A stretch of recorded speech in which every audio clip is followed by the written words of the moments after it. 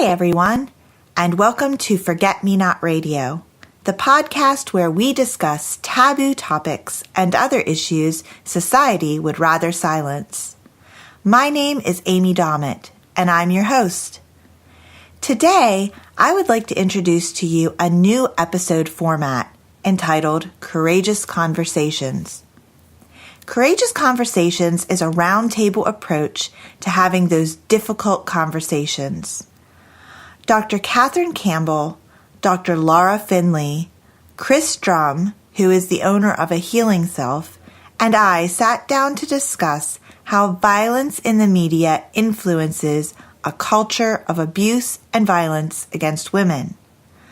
Our conversation began with a focus on the media, but quickly took us down a path of how society perceives violence, how gender roles often affect our outlook in healing, and how we can change the cultural perspective on violence against individuals and groups.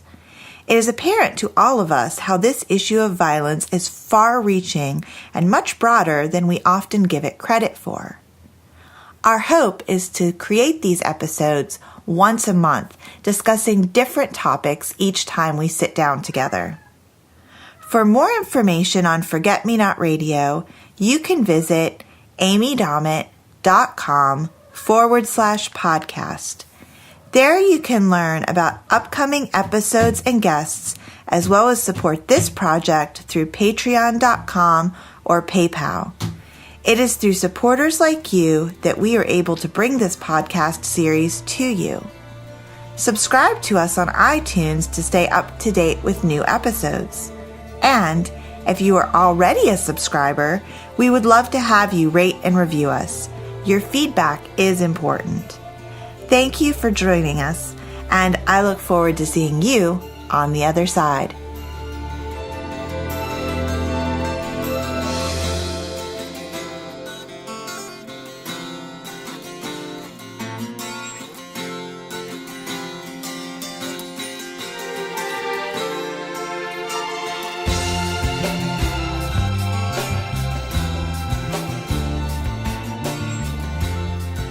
Hi everybody, this is Amy and we are here for our first roundtable, which I'm really excited about.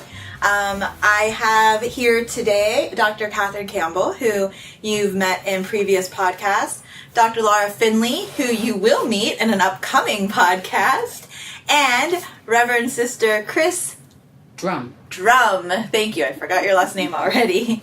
We are excited to start this whole roundtable experience because it really adds another layer to what I'm trying to do here with the podcasts in bringing professionals and people that work in the area of domestic violence, as well as other traumas and violence that people experience, and shedding light on it, bringing it out there in the open. So thank you ladies all for being here. Thank you. Thank you for having us.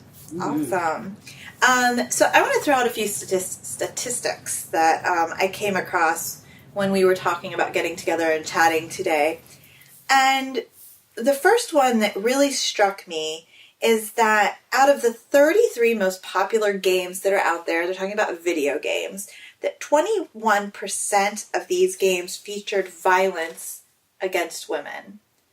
And to me, that was pretty overwhelming because even as someone who's seen video games and, known about them, who's worked with children and been around them, I never realized that such a high percent featured actual violence against women. They obviously have violence, a lot of shoot 'em up games, war games, boxing games, but I never realized how much violence was involved.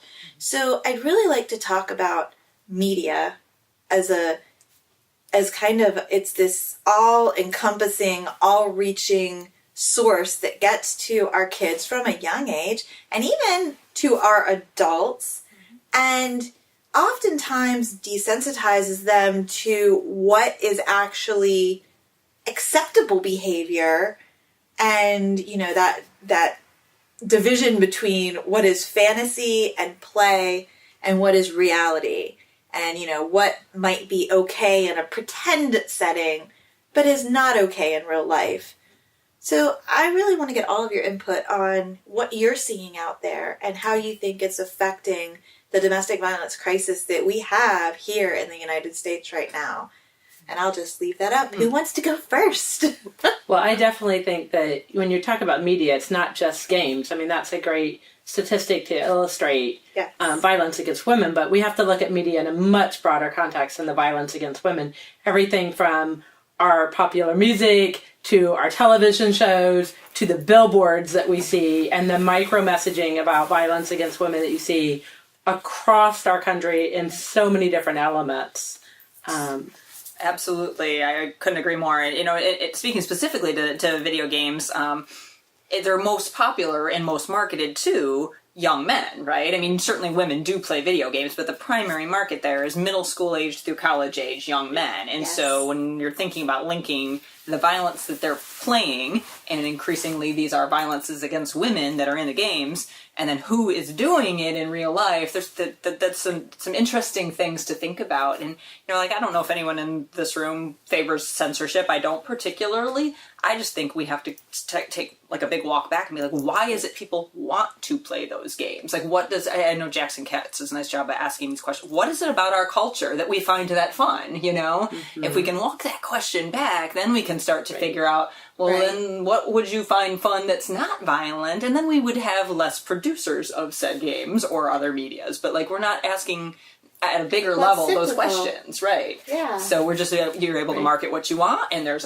people who like it, and there you go, you know? And well, and to your point of asking the question of why do people even enjoy those games or want those games, and the questions around, you know, why are we creating these kinds of games, I would even say it goes hand in hand with the concept of this conversation about taboo topics, because ironically, violence is not our taboo topic, unless it's stuff like domestic violence, or it's, you know, violence against women. Those are the taboo topics. But if we're talking about violence in the sense of, you know, killing, and in the sense of violent games, and in the sense of war, those are not taboo topics in our country. And in the contrary, they're endorsed topics in our country. Right.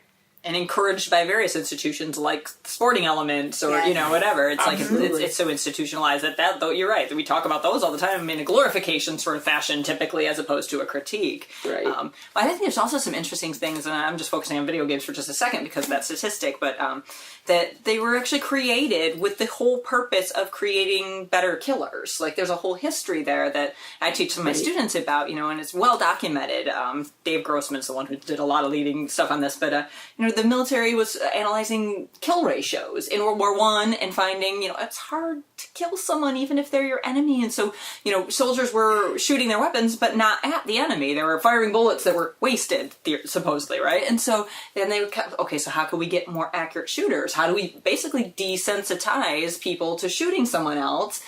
Hence, eventually, the video game. And it's, I can speak to that personally. I mean, they've taken that a step further, and not being somebody, you know, I do like video games, but, you know, I like Mario Kart and Tetris. But I'm a girl, and maybe that's a girl thing. I don't know. But, you know, there are plenty of girls out there that play the combat games and such. I wasn't one of them. But I did choose to work for the federal government in the capacity of a law enforcement officer. So part of that training is desensitizing you. Because if you're scared to react, then you're putting yourself in danger. So you have to learn how to deal in these high, you know, these high level, high stressful situations. And we don't shoot bullets at each other, obviously, that would be a bad thing. But we shoot sim rounds.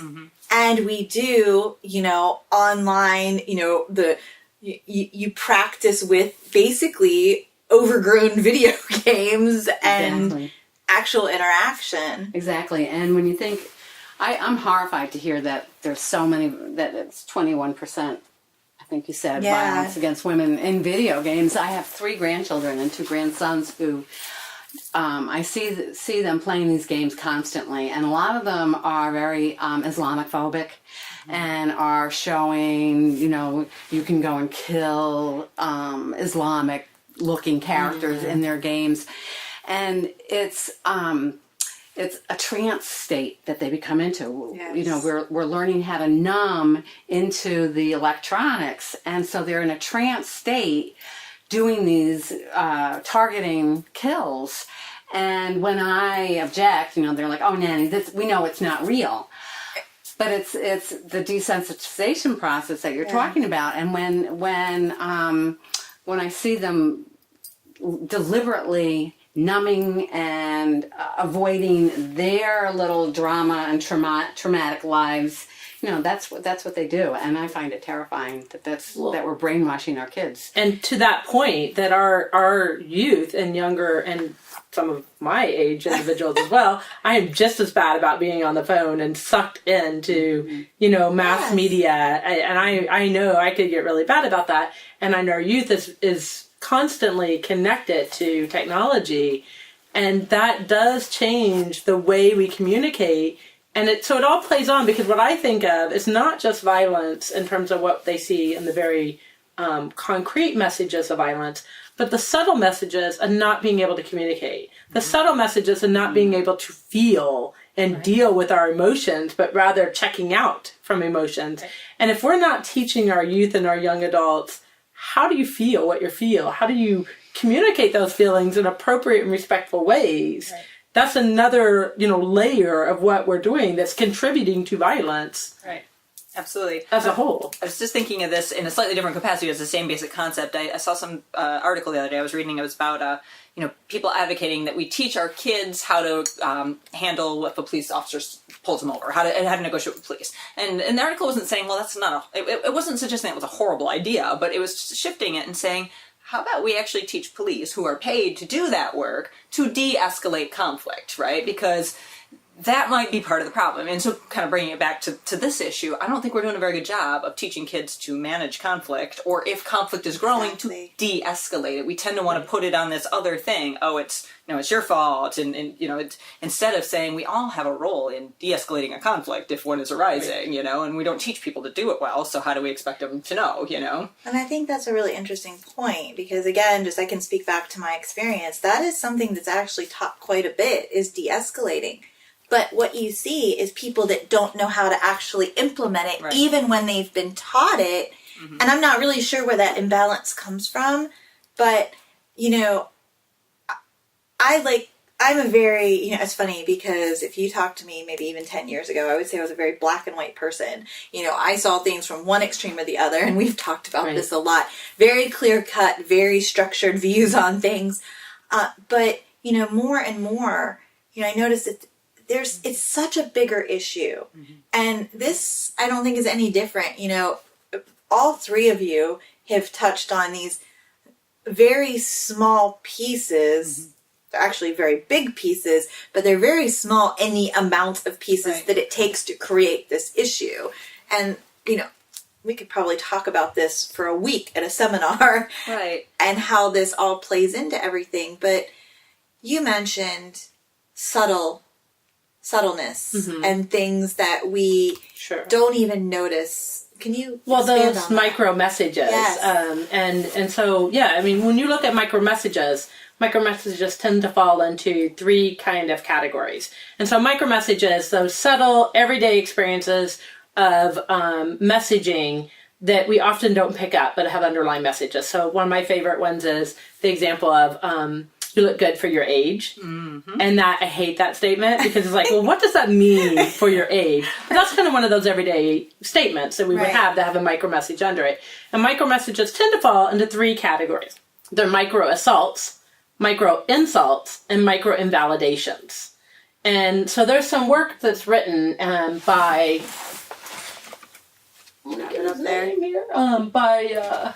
I apologize, I'm going to make sure I say his name correctly, Stephen Young, who talks about it in the leadership role. But when you look at micro assaults, are kind of usually very blatant, they're very obvious, they're intended.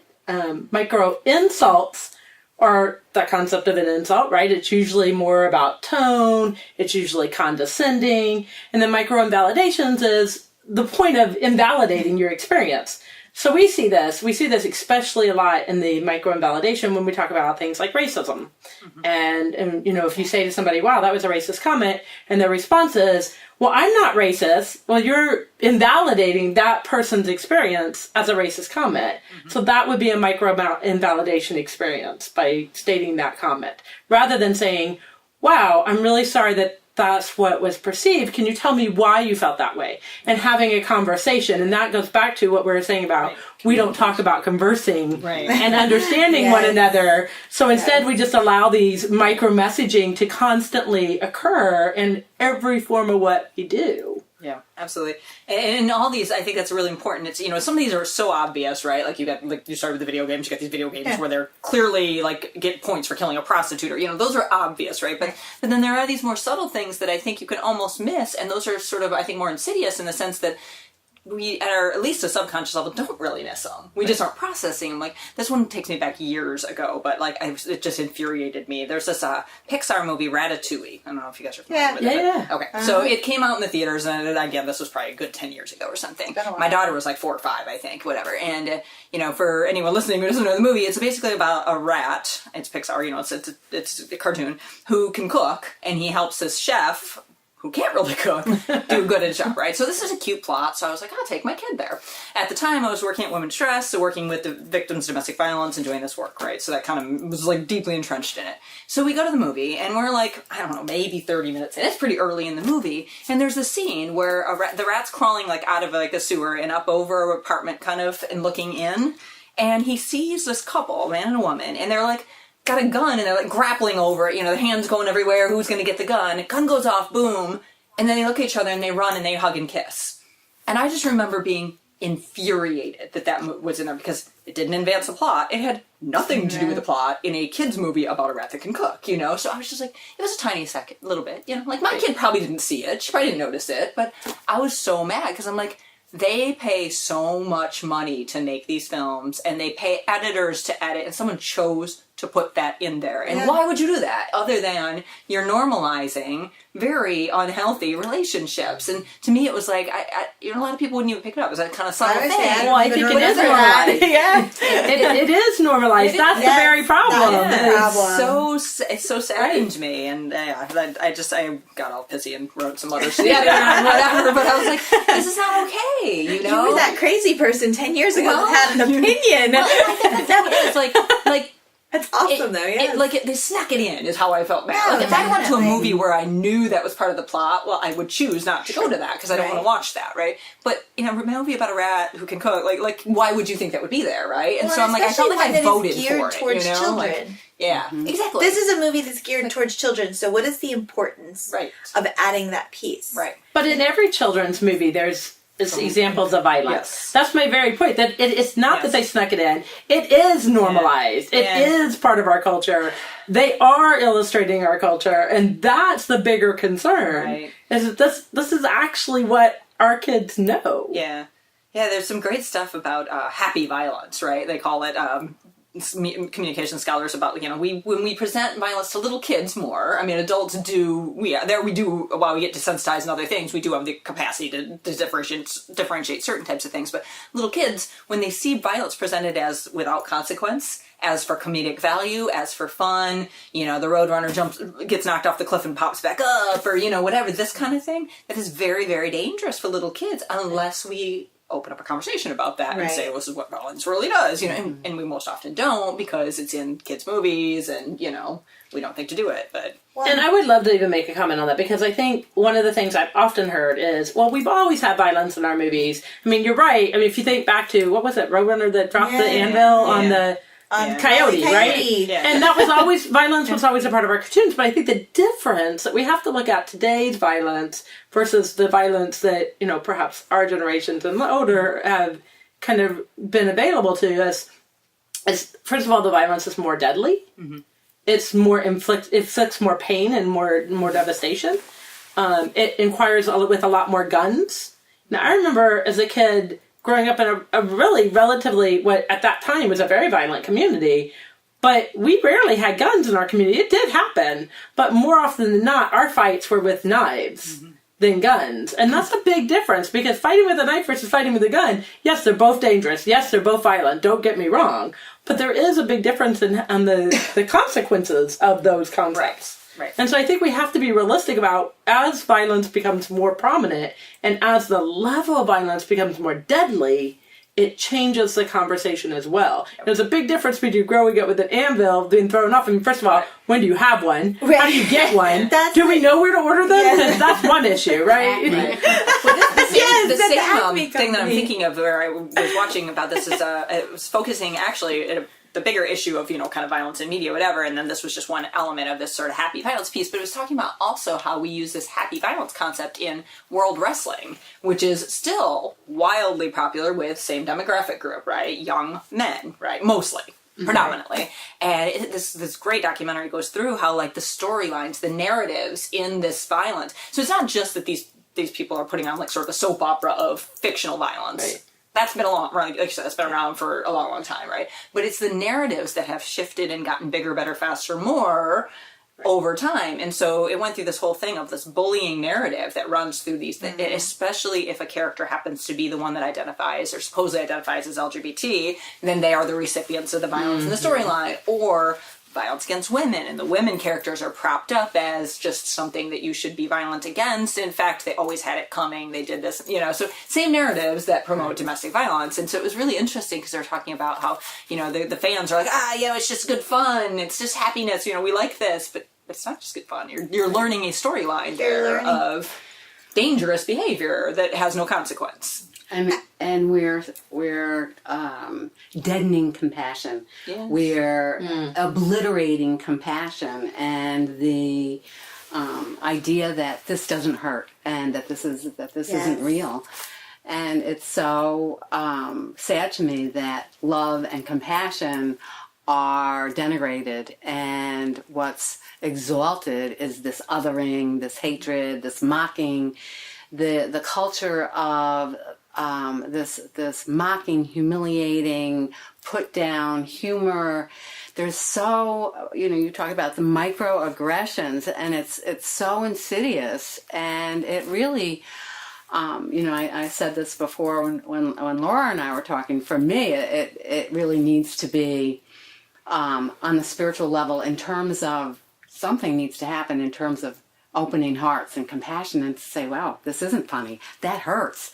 That really hurts. And, where we start with that is really we're even teaching people not to acknowledge hurt. Yeah. I was just going to say that, just what she said right there, that's like an obstacle in and of itself. Yeah. Because if you say, and you show compassion or you show kindness to somebody, oftentimes, what I see is that is met with kind of an aggressive, you're just too soft, or you're just, you're a sissy, or it's not the popular thing. There I go with my air quotes again. It's not the popular thing to be compassionate and caring and accepting. It's also dangerous nowadays to be compassionate and caring. And so I think this is also something we have to be aware of. I can even say for myself, recently, within the last year, I have a habit of, talking to anybody who comes to me and, to helping people on the street. And, and I am, a professionally trained clinician who is well aware of being able to identify signs of mental health. And when there's, someone who's clearly not in the reality of today, and that's okay. I could work with those individuals.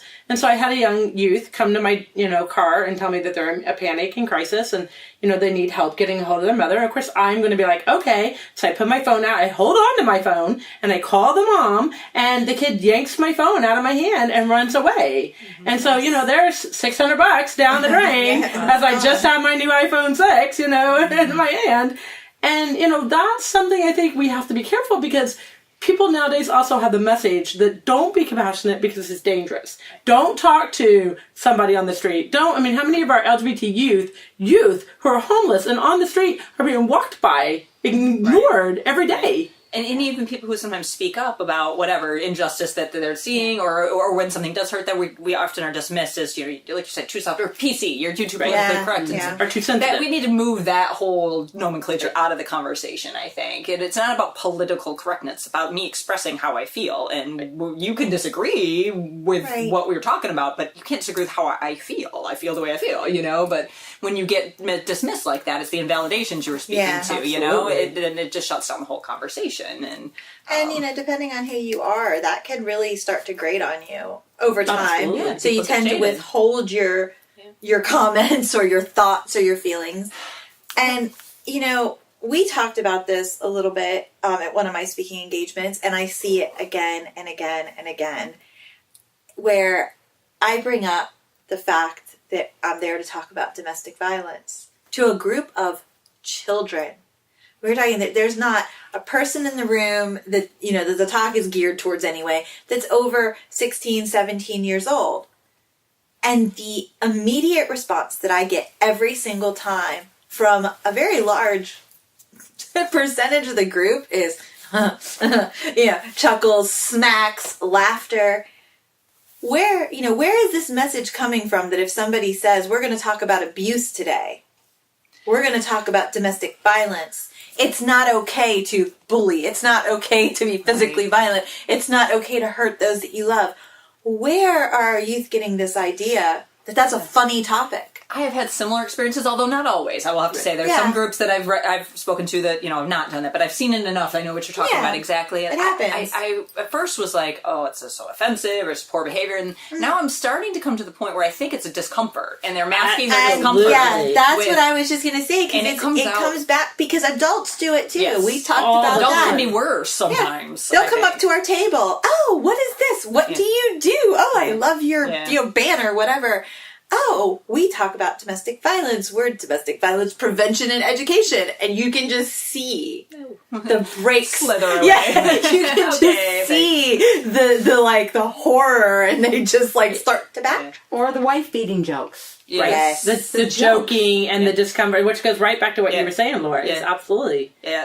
Speaking of that, I had on my little list of notes of things that might come up, and even normalizing those, right? Like we even call the t-shirts the white beaters. That's what I just There's thought clothing that normalizes these kinds of violence, right? Yes. I saw this t-shirt advertised a couple years ago. I was writing a book on domestic violence and rape in pop culture. So I thought that'd be really easy in the sense that I know the world pretty well and I know the issue, but it was actually very hard. And the reason I thought it was hard is because it's like we were talking about, there's so much, and I was so fully immersed that I had to step away and cry and then come back and do whatever. But I remember overtly seeing this advertisement for a t-shirt that said, it's not rape, it's a snuggle with a struggle. Or then there was another one, stay calm and keep beating her. Oh my God. And these were marketed on Etsy, Amazon, fairly common online marketers of and it allows individuals and people did complain, and both of those eventually were removed, but it took someone complaining for them to remove it versus somebody saying, why I should make a t-shirt that glorifies rape. I mean, it's just insane, but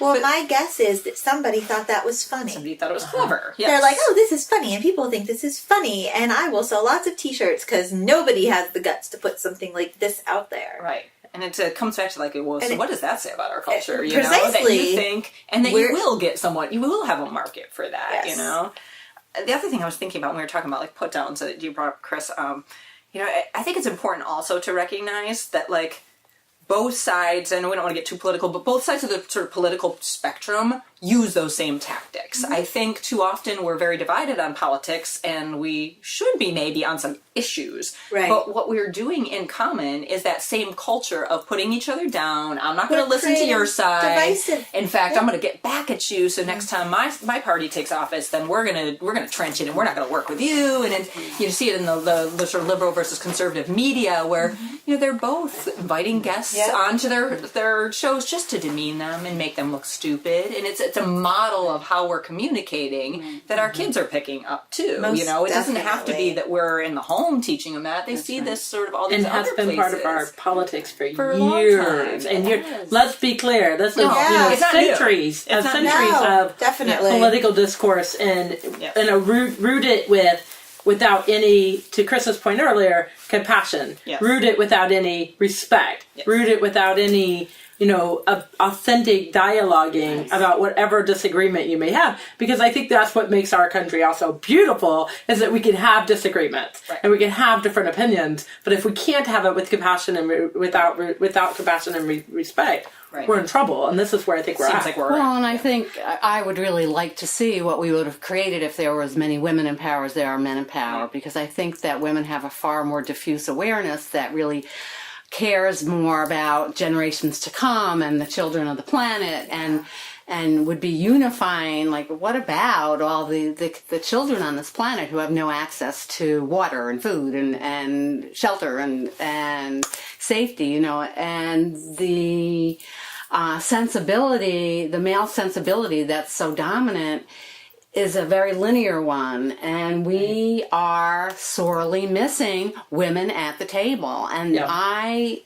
think that the feminine sensibility, this is very funny that I'm going to quote a pope here. It was a riot that I'm going to quote a pope. But Pope Francis talked about the feminine genius must be at our tables when decisions are made. And I'm like, yeah, hallelujah.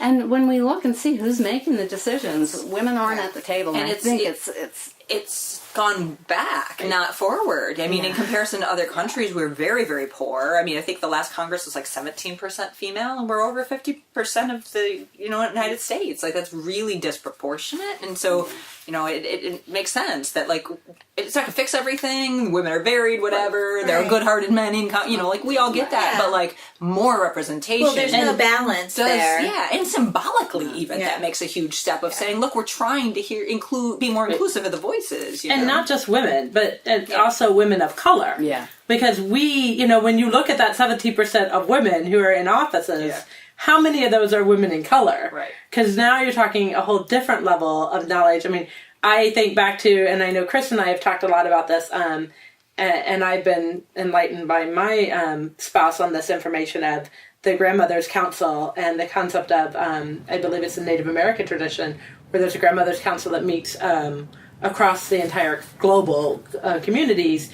And one of the concepts they talk about is 7 generations out. So whatever they do, having a decision made with the understanding of 7 generations out. So they actually have someone on their council whose sole role is to think about what is this implication for 7 generations out. And imagine what our country would start to look at with violence if we were looking at 7 generations out with a woman's voice and with a woman of color's voice. Right. I mean, just the power in that would be phenomenal. That's amazing. I think that kind of gets to the crux of a lot of the things that we're talking about that are troublesome, is the U.S. has such a short-term, individualistic thinking perspective. Yes. And it's been what we've been built on for, this isn't new, it's just manifesting itself in new ways and maybe more ways, but like, we tend not to think past ourselves, we tend not to think collectively very well, and we tend not to think long-term, and so it's like my daughter waking up the day after the election and like, wow, so what's going to happen to us? And it just was this deep moment, whatever way we politically agree, but deep moment of like, she didn't get a vote. She's 13. Yeah. But we, who did get a vote, made a decision that she's going to feel very acutely and for some time to come, And so, like, how do we teach people to have that visionary thinking of, like, what's it going to look like in future? And I think that's going to be more difficult as we live in a society where our information is more instantly. Yes. We get used to right? it. So, and as we get information right this second. Yeah, and I was just going to touch on that because we would, Laura mentioned back a little bit ago about the divisiveness. And the fact that, how we communicate with each other. And Kris said the same thing about, this lack of compassion and this, lack of being kind to one another. How much does social media play into that? I mean, I'm a huge proponent of social media. We joke about that. The two of us were like, well, we can always get in contact on Facebook because one of us is always, online, because it's a great tool for sharing. It's a great tool for getting that instant, you get knowledge, you get information, you get your news, you can get on there and you can read from any news source anywhere around the world. There's so much information out there. But at the same time, it's a barrier to actual human conversation. So I want to go back to something, and I can't remember who said it now, but talking about, if we had political differences or we had viewpoint differences or whatnot, I remember growing up, and I mean, this was my family, but I would presume there were a lot of people out there like this. There was no social media. My parents would sit around the table or sit in the living room, and they would have discussions about what was going on in society, what was happening at the local school, what was happening at the local organizations or churches, what was happening politically. And they would have conversations with their friends if they agreed or didn't agree. But if they didn't agree, I grew up watching a great level of respect. I would see, well, no, I don't agree with this, and this is why. This is the experience I had. There was actual communication. What I see now is, even though I know that these conversations are still taking place in living rooms and kitchen tables, I see a lot of people being unkind, attacking people, because it's so easy to just rattle off an opinion based on something you think you know.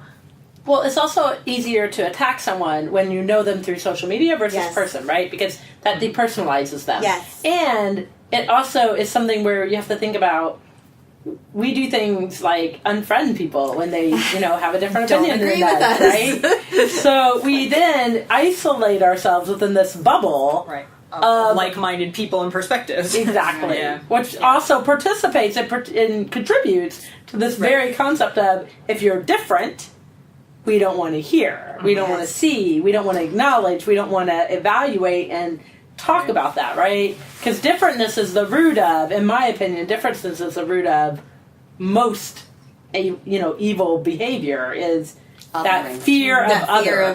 Yes, definitely. Because if we dehumanize somebody, it's much easier to ignore their needs and to not be compassionate and to not see their, hurt. Right.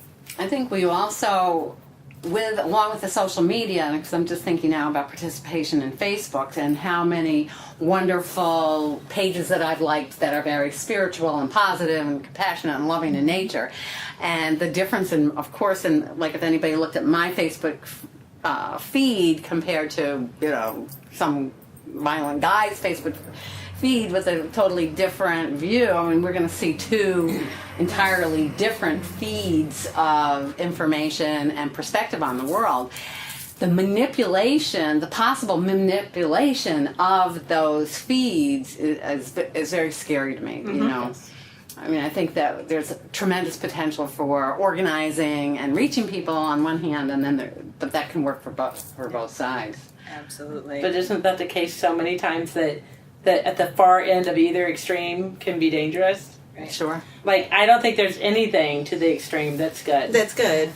Doubtful. Seriously, yeah. It'd be hard to find. But as a culture, we promote the extreme. We promote binaries. We love our binaries. Yeah. You're either this or you're that, or you should look this way or you should look that way. And sometimes they swing back and forth, but it almost seems like again, it just might be what is readily available, but to me it seems like that division is getting wider and wider and wider. But sometimes I wonder, because when we have these personal conversations and these interactions, I don't see that amongst the people that I have conversations with. But you do see it on social media. You do hear it on the news. You mentioned, you have the conservative news and the liberal news. But we're all like-minded. Right. I mean, to be fair, that's if true. you look at the four of us in this room, true. we may have some disagreements. We may have some things that we can intellectually dialogue about. Right. But just from the little I know, I mean, we have a lot in common. We have a lot in common. And I think that's part of the challenge. I think it is, and I think that's the power, though, of dialogue, if you do it right and you do it early and you get people accustomed to sitting down and having actual that's not to say social media doesn't have a place too. Oh, no, right? Like we're all saying we all use it, it's valuable, whatever. Very... But like you also have to have this other skill set, and it is a skill set, right? We have to teach people how to do it, and where I think less doing that, and so then the influence of the other model is more versus, because there's some great models of like deliberative dialogues, intergroup dialogues, where you take people who aren't like-minded, you purposely bring, and they're very effective, you know. It can work well when you set some rules and spaces, you know, but we just aren't setting the rules or the spaces, you know. I had to chuckle to myself because this week I've been teaching at Parks and Rec, and it's on domestic violence, specifically teen dating violence for teen groups. And every group that I've been in, there's always a handful of kids that have their earbuds in, and they're sitting there, and they're showing each other their phone, and they're whatever. And I mean, I just, like, straight up have called them out. I'm like, yo, put the phone away. Pull the earplugs out. You know, I'll stand there and stare at them until they, you know, acknowledge me. But it was, as somebody who doesn't have kids, and I've kind of been, you know, away from them as a group for a few years, not a lot, but seeing the fact that, you know, they literally are completely 100% checked out of everything that's going on around them. They're not talking to their peers. They're at a summer camp. I mean, I'm thinking, okay, when I was in summer camp, like, not only did I not have a cell phone, but there was absolutely nothing there to do except communicate with your peers. And if you weren't, you were forced to. So yesterday I had a boy, he was a teenager, he's probably about 16 years old, and he's slumped in his chair and he's got his beats on, you know, and he's sitting there and his head's going. And I told him like 3 times to take them off, and he completely ignored me. So I just walked up and I just pulled him off his head, and he just looked at me and rolled his eyes. And I'm like, you know, this is important, dude. I'm like, I get you like your music, and that's awesome, but this is important. He goes, I know all about this. I've heard this like a million times already. Really? He said, I bet you learned something new today. Within 5 minutes, he was engrossed in the conversation, debating what an action was. I think that's such an interesting observation about sort of kids' attitude towards education. And I'm not saying I think we should necessarily blame them for it, because I think we've created educational systems that have sucked the joy out of education so much that even in a place that's supposed to be pleasurable, right? Because summer camp, they think when someone's talking at them, it's going to be boring and I'm going to hate it. You know, because we have done that to them. Like, we've created that atmosphere. It's horrible. Like, there's this great TED Talk. I use it in my classes all the time. It's Ken Robinson. I don't know if anyone's a TED junkie like me. He's awesome. Great. He's I know that TED Talk. And he talks about how, like, we basically teach from the head up. Like, you know, the only thing that matters is your brain. More stuff in your brain, you know. And he's like, we don't recognize emotions. We don't recognize that you learn with your body, and some people need to move to learn, and we're terrible at all that. And so we create this unnatural situation where you're for 8 hours sitting with your butt in a seat, facing forward, listening to somebody, and we wonder why some kids don't thrive at it, you know, and why they don't like to learn. And his bigger point, though, that I think is just amazing, he's like, we're teaching in the same method we've been teaching to live in a world that we are not going to have anymore. It's going to look so different. By the time these kids are adults, who knows what the world will look like? So we need to teach them to live amongst each other, to communicate, like we're saying, to be creative and innovative. And instead, we're doing almost the exact opposite by sucking the joy out of the whole thing. And I'm like, it's hard to remember these things, because like every now and then I'll have a student who will the same thing. I'm like, would you get off your laptop and like listen to me? But then I'm like, you know what?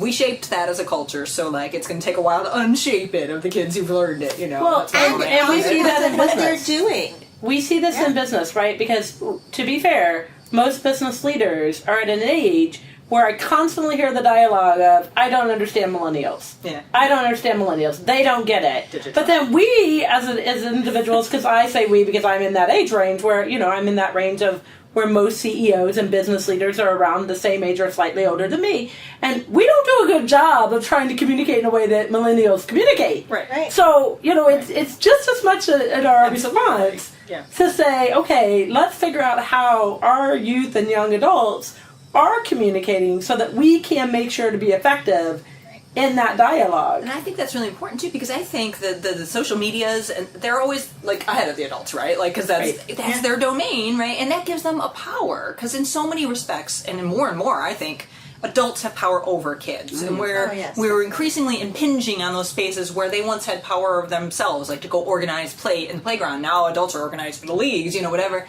And I think that they're trenching into those social media spaces and more enjoying them, because it's where they feel power over us. Like, they have it. They have their own individual something. It's their freedom. And I think that matters. And I don't think we should disregard it. I think, like you're saying, I think we should, like, figure out how to let them have that space, but when we need to communicate within that space, do it with them instead of for them or on them or to them. But if that space is all about violence, we're in trouble. And that goes back to our very original concept of, we're trying to have that dialogue, but it's in a world of violence. I think Well, I was going to say, again, it's all about numbing and escaping. And we're living in an epidemic of drug addiction. We're living in an epidemic of drug overdose. We're living in, whether we're addicted to drugs or processes, we're living in, addiction is the plague of our time.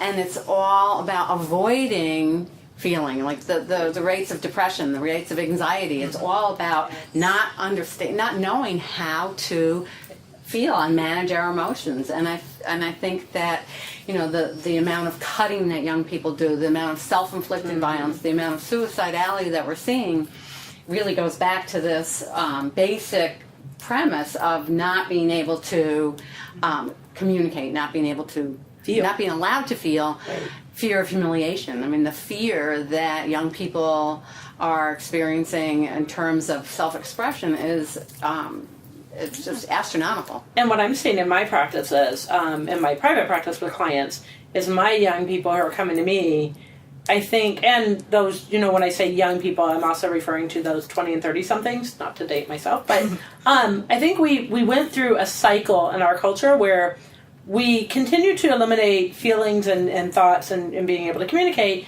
and we started to address those issues of numbing through psychotropics. Right. And so we wanted to medicate. What is it? It wasn't. When did the concept of Prozac Nation come out? Right. We went through the cycle where we medicated everything. And unfortunately, I think where we're at now, based on what I observe and what I know my colleagues are observing, is the medications aren't even working. Right. Because the problem is so rooted in a different way than just a different way than just this neuron isn't firing or, this chemical isn't being released. I think it's much more in depth and ingrained that medications aren't effective. And so I have, young kids, in the teenage years and young adult years who are coming to me who are struggling with these labels and these diagnoses. And a lot of it is also rooted in that lack of communication and that lack of compassion and that lack of empathy, and being able to kind of tap into those resources in a way that's meaningful in their lives. Right. Yeah, I think that's exactly right. And what's interesting is if you start looking at some of those linkages between kids who are on those high-profile meds and then various forms of violence, there was a whole spate of the mid to later 1990s school shootings, and the vast majority of them had a linkage to Prozac or some antidepressant or some really serious med that hadn't really been fully vetted on young people anyway, and so that I think is a really fascinating connection, And I want to be very clear that I actually am not against medication. No, so I want to be clear about that there are definitely appropriate times and spaces for medication. But what we know about medication, what the research is showing about medications, that are the vast majority of medical-based mental health concerns,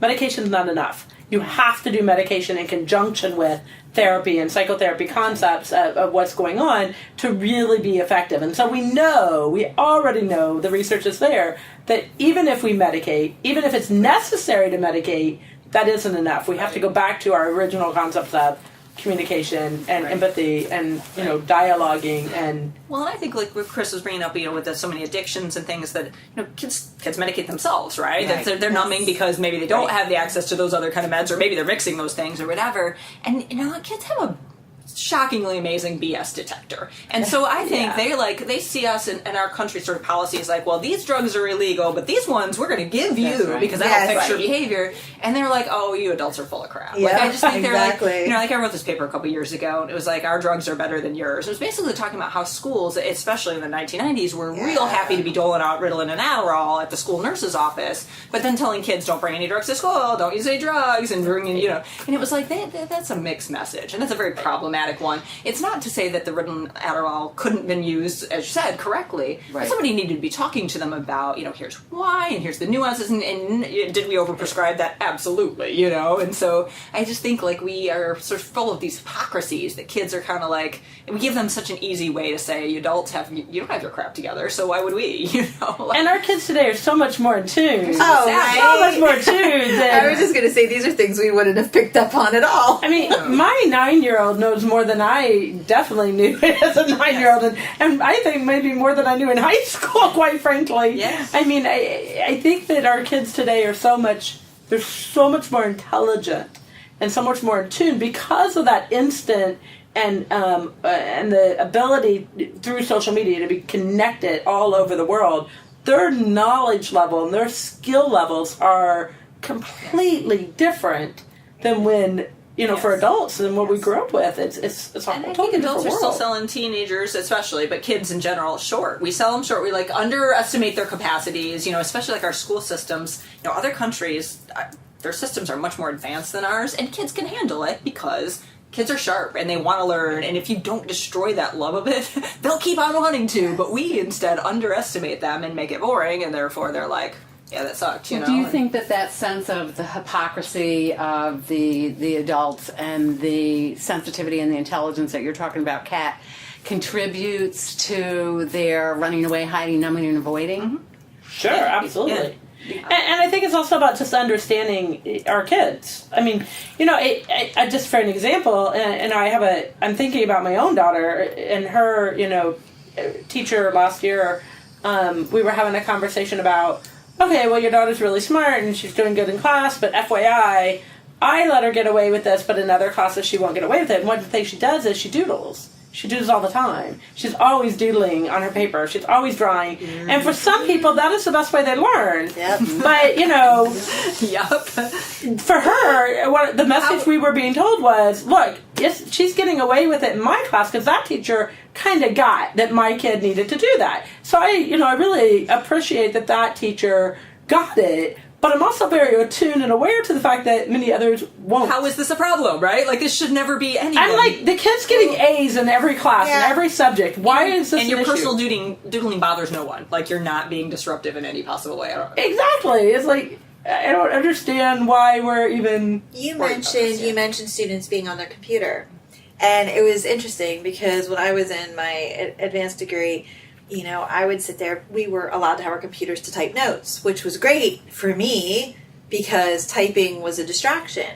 But I needed even more than that because I can't focus for anything. I can focus in this conversation because I'm engaged, but so help me. If somebody is up there talking at me, forget it. I will zone out within 5 minutes and miss entire chunks of the conversation. Like, I read a meme the other day that said, I can actually look you in the eye, shake my head, and even probably respond with a few yeses and have no clue what you said. And I can relate to that. I can totally relate to that. And it was interesting because I had some professors. I was a 30-some-year-old student, and I had professors that would pull me after class and make comments about my being on the computer because I would sit there and I don't even remember the game. It was one of those stupid little matching games like with the fruit or something. And I would sit there and click, click, click, click, click, click because it kept me occupied. Therefore, I heard. No, I'm not looking you in the eye. I'm not watching your every move. But I heard. Right. And the opposite of that was me sitting there looking you in the eye and not getting anything from the class. But they'd rather have the facade of your attention than your actual attention. And I think that's one of the problems is in many institutions, education is one of them, we like to have rules for rules' sake, right? Instead of saying, like, why would it bother anyone that she's doodling? Or like my sister teaches middle school special ed, and she has kids with all, a lot of ADD and other things, but many other issues. And she's like, some kids just need to, like, hold something in their hand. Why is that going to bother me? And if it starts to bother someone, then I intervene. But other than that, like, or other kids need to just stand. You know, like I can't learn sitting, I stand. Okay, like we're also a very reactive society. Yeah. So we react by creating rules. Right. I mean, I remember years ago working at Domestic Violence Shelter, and I had a teenager kid who took the VCR apart. He had been trying to fix it. That was, his his effort was good, but you should not be taking VCR part. But the response by some of my administrators was, oh, well, we need to put a rule in place that says you can't take apart electronics. So I'm like, I don't think we need a rule for that. We can actually interview the one kid. Well, and that's the thing we like to do.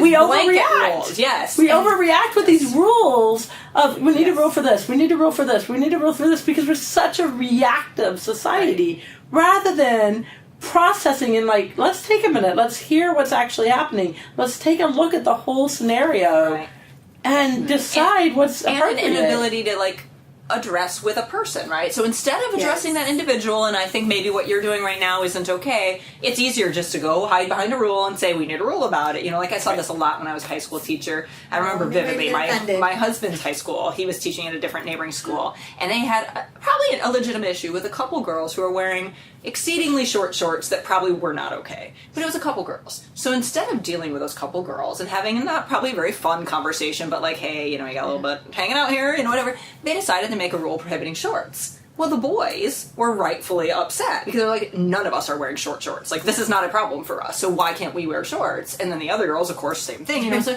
it's you just made a dumb rule when in Michigan, when it got hot and there was no AC in the school, you're making these kids suffer because you couldn't confront, two girls or whatever, it's a fear of having a conversation. Yeah. That goes back to something you said earlier. You saying we're underestimating these kids, and I think you were talking about it in the context of actually, the educational context. Yeah. But, I actually had somebody come up to me, and again, we're having the workshop, and we're talking about domestic violence, and every time we get to the card that says, your partner is pressuring you into something that you're not comfortable with, and it's parentheses, sex, moving in together, spending money, drug use, they all laugh. Because of sex. It's not because of anything else. It's because we're asking them to talk about sex and they're teenagers. And every time my response is, stop the giggling. You all have heard of sex. You all know what it is. Many of you are participating in it. So let's, cut the BS and have a real conversation about it. And I actually had one of their mentors come up to me and say, thank you. Thank you for talking to them like the young adults that they are. You wouldn't be amazed how many people come in and have conversations about how the parts that their swimsuit touch shouldn't be. Yeah, they dumb it down. They dumb it down to a childish level, which perhaps, for children is appropriate. But we have to give some, we have to give some credence, some trust. Some it's a trust thing. Trust that they can hear the information and handle it. Exactly, because then you can have these real conversations that need to take place. Mm-hmm. And can I just go back for just a minute, because you were talking about the short shorts, and it specifically triggered a pet peeve I have. Again, last year with my daughter. Again, my daughter's in third grade right now, so second grade at the time that this happened, and she came home and she was like, oh, we have to wash the skirt. It's one of the uniforms. School has uniforms. She has to wash the skirt. And I'm like, why did you have to borrow a skirt? She had went to school with black leggings. Oh, God. And she, by the way, had been to school in black leggings many times. My daughter's but I guess suddenly they decided that leggings were inappropriate and that the girls can't wear leggings. And this is where we talked about earlier, I think before we started the conversation on record, but about asking the deeper questions. Mm-hmm. And so I'm thinking, okay, well, why is this an issue? And the response I'm always getting is, well, it distracts little boys and men. And I'm like, so we're going to have a conversation about we're going to monitor and control women and their clothing, rather than having a conversation with what is appropriate for men. Right. And I can't wrap my head around that. Why it's okay. We're talking third grade of all things. My daughter had the same thing. She was a little older. It was middle of 7th grade. They all of a sudden said, she'd been wearing black leggings to school for years. And 6th grade, same middle school. And all of a sudden they decided that was too big of a problem. That was distraction. And she's like, I'm wearing them anyway. So I was like, go for it. Because then we can challenge this. Because I want to hear her articulate to me that answer. Because I know that's what the answer is. And then I want to push back on that and be like, so we're not going to teach young men that they actually have control of themselves. This is actually insulting to young men. That they can't control themselves if they see a girl in yoga or legging pants. That's a terrible horrible, insulting message to men, and then the result is we control women's bodies. Well, geez, we've been to that movie before, you know? Right. But that goes right back to our very original conversation about violence towards women. Yes. Because that's the kind of micro-messaging that we have in our culture every day, and our little girls and our little boys are hearing these messages, and they're getting the message that, no, as a little boy, I don't have to be responsible for the way I feel. Right. It's the little girl's responsibility to not wear a certain thing. And I'm like, that's not okay. That's not okay that we're teaching either of them that message. Right. Yeah, and it's like it's about what we do, but it's also about what we don't do, right? Like that whole hidden curriculum thing. Like what is not included matters deeply too. So I was talking to a bunch of girls that I mentor at an at-risk school. Many of the girls were pregnant or have been pregnant. Not all. They're at risk for various reasons, whatever. And we were talking about, so what topics matter to you guys? These are all like 15 to 18-year-olds. And they're like, we want to talk about sex. And my co-mentor and I were like, okay, if bring it. Like, we'll answer whatever questions we can if we're if we're able to answer them. We're not trained to do that talk, but we can answer. And it was heartbreaking because these girls had no understanding, in many cases, even of the actually anatomical correct names for their body parts. They had so many misconceptions about, when you can get pregnant, how you get pregnant. They knew very, very little. And so we're like, well, so when was the last time you guys had any kind of sexual education? And they're like, 8th grade. And I'm like, stop it. Florida doesn't require it in high school. It's an elective. And none of these girls chose to take it as an elective. So they're like, we had this little boy-girl thing in 8th grade and whatever. It was evidently very weak and it didn't sustain and whatever. And I mean, we are not teaching that. So it's the what we're not doing that is a huge disservice. And then we go and blame oftentimes young girls, oh, you got pregnant. Well, no one even taught this girl the name of her parts. This is ridiculous. And my daughter, the same thing. I mean, my daughter actually cracks up because she does know the parts. Yeah. And so, she'll go into a doctor's office, and the doctor, we have doctors and other professionals that are using these, lame terms, and she's looking at them like, what are you talking about? Because she doesn't understand that. She understands the parts. Right. So you have to use the actual words, and there's a great website that came from women who said, we didn't learn this information, so there's a website called Our Body Ourselves. Yeah. And Our Body Ourselves is a great women-led website that outlines information that our young girls and often even our adult women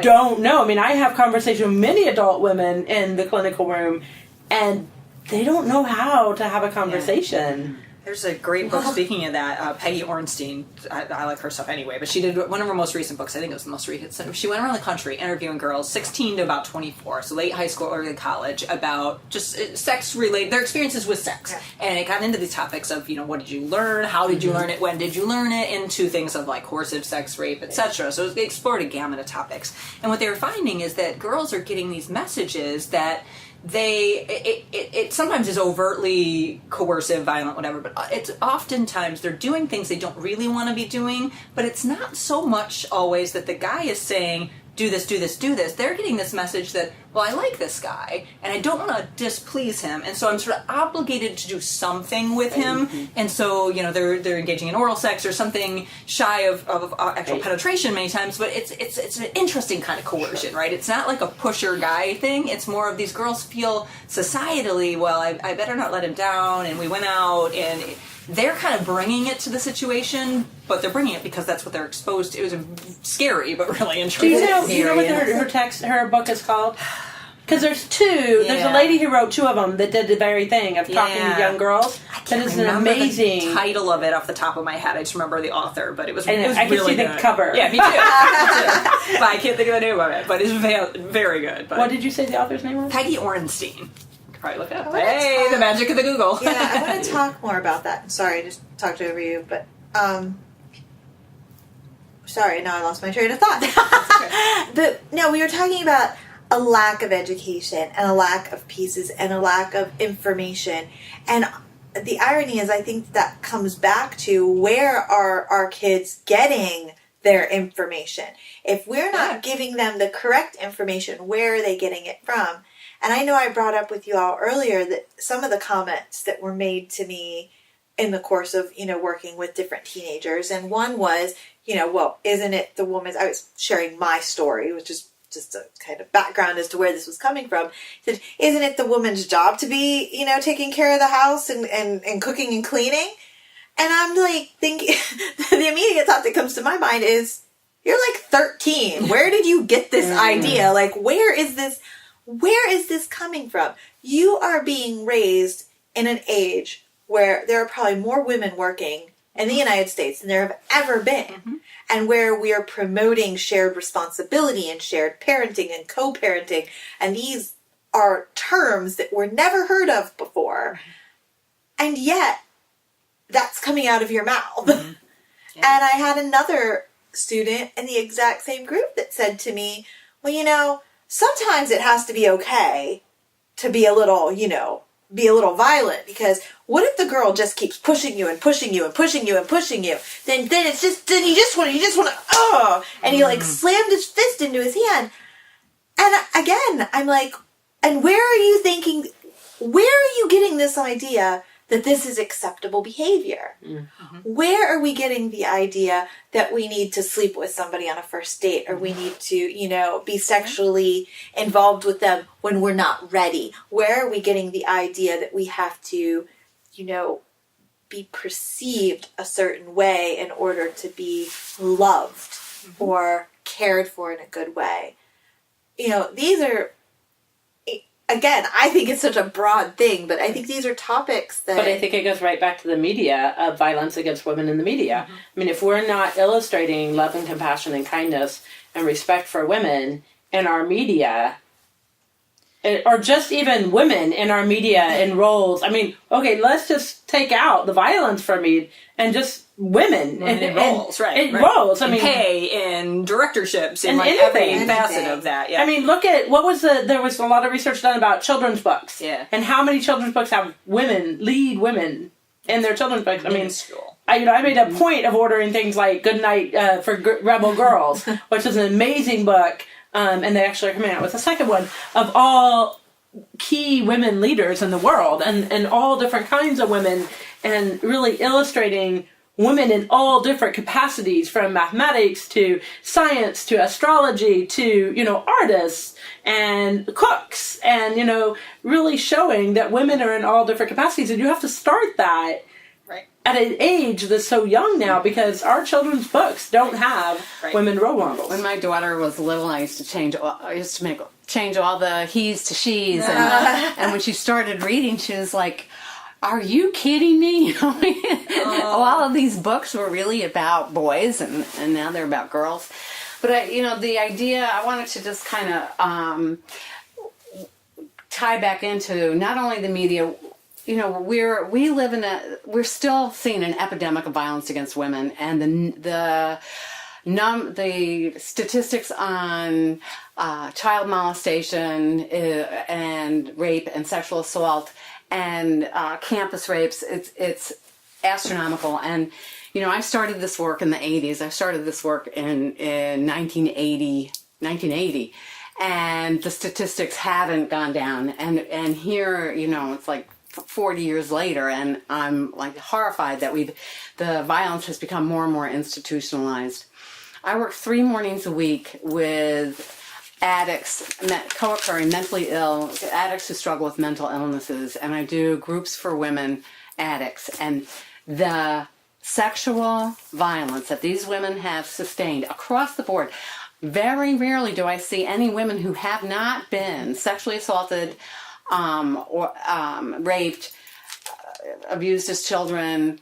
The sexual violence is horrific, and the sex trade industry, the sexual slavery, the heightened sexual violence goes hand in hand with this heightened addiction, with the mental illness, with doing anything we can to deny the reality of this existence.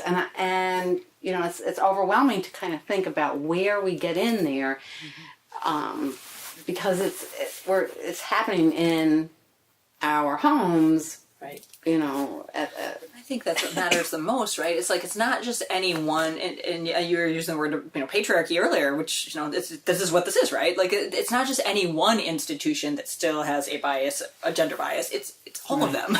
Like, it is media, but it's politics, it's faith. It's almost it's everywhere, and so feminism is a dirty word. Yes, right, because you don't you're man hating, but no, you're not, right? No. And so and then I think that's just a fascinating take a minute. How do we challenge that? Take a minute, because I know we all know, and we all agree on a lot of these things that we're talking about. But I want Laura to take a second, and anybody else feel free to pitch in. But you said Chris says feminism is a dirty word, and you said it's all about man hating, but no. But expand on that, because there are people that are going to hear this, that when they hear feminism, they immediately, and I get it, they immediately have a vision of somebody that they pinned as a feminist at some point in their life that maybe was a little crazy, or was, I had a relative that was just literally was anti-male. She wouldn't even let somebody help her carry her suitcases, because to her that was like a sign of weakness or something. But those little things make marks on people, and then they get this skewed reality they get of whole narrative going on, exactly. And they look to confirm it instead of just confirm it. Kind of. Can you paint maybe a picture or a definition? Yeah, for people? I think it's important to unpack sort of the terms, right? Yes, so exactly. First, to even go before that, patriarchy is not. I think people get offense. Some people take offense to that term because they take it as an individual offense, right? Like we're saying, you men have too much. You man, right there, you have too much power. But it's not meant to be an individual issue. Patriarchy is a society that is male dominated, male identified, male privileging, right? And that doesn't mean any one guy has so much more privilege than me, Laura Finley, right? Because we all have all these different identities that intersect and all these things and different walks of life and whatever. What it means, though, as a society, those are the things we privilege, right? And so I think it's important to talk about, to help people understand that this isn't about you personally. This is about what we do at that bigger level. But I think, I'm a sociologist, so of course I think this, but I don't think we teach people well to think sociologically. We teach people to think individualistically. And so it's very hard for them to see this is a bigger thing than me. It's not about me personally. It's about changing our culture, right? But I would go back to even on the individual level, when we reject the concept of feminists and the concept of addressing patriarchal issues, we're not only doing a disservice to women, we're doing a disservice to men.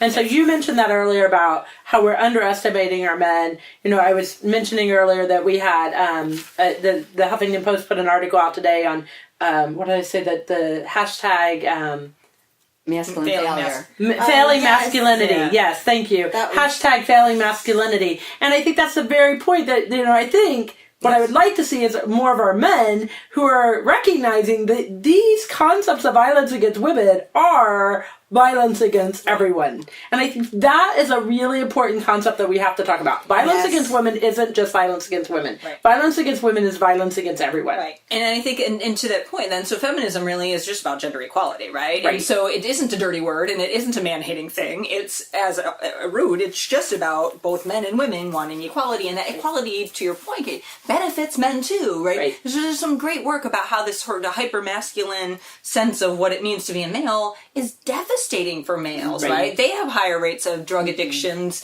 They have most violence, while violence against women is a huge problem, most actual violence is man on man, right? Men are struggling. So it would be to their benefit to promote gender equality, but I don't think we showed them that very well. I think we as a society, we categorize what men are allowed to feel and what women are allowed to feel, right? So men are allowed to feel anger, women are allowed to feel sadness, right? These are kind of the acceptable norms of emotions for our men and women, and what a disservice of both parts. Absolutely.